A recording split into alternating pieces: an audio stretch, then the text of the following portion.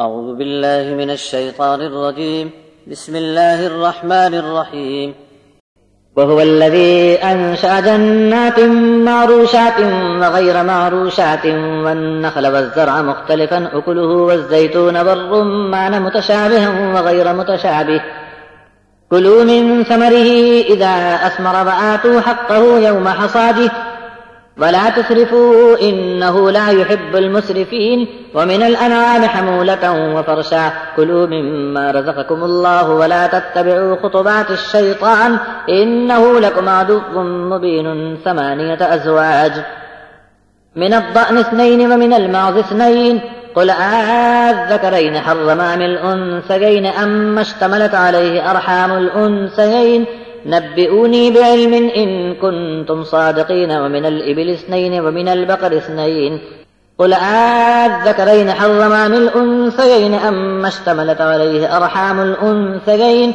أم كنتم شهداء إذ وصاكم الله بهذا فمن أظلم ممن افترى على الله كذبا ليضل الناس بغير علم إن الله لا يهدي القوم الظالمين۔ وہی اللہ ہے جس نے باغ پیدا کیے جن کی بیل چھتریوں پر چڑھائی جاتی ہے اور ایسے باغ بھی جو چھتریوں پر نہیں چڑھائے جاتے، اور کھجور اور کھیتیاں جس کے مزے الگ الگ، اور زیتون اور انار، یہ سب پیداوار کے پھل رنگ اور مزے میں ایک دوسرے سے ملتے جلتے بھی ہیں اور جدا جدا بھی ہوتے ہیں۔ بس پھل آویں تو کھاؤ، جب پھلوں کے کاٹنے کا دن آوے تو اللہ کا حق اسی دن ادا کرو، فضول خرچی مت کرنا، اللہ ایسے لوگوں کو پسند نہیں فرماتا جو فضول خرچی کرتے ہیں۔ اور جانوروں میں تو کچھ ایسے ہیں کہ جو بوجھ اٹھاتے ہیں اور کچھ تمہارے سامنے بچھے ہوئے ہیں۔ اللہ نے جو رزق تم کو عطا کیا ہے اسے کھاؤ اور شیطان کے قدموں پر مت چلو، یقیناً وہ تمہارا کھلا ہوا دشمن ہے۔ 8 نر مادہ کے جوڑے ہیں، بھیڑ میں سے 2، بکری میں سے 2۔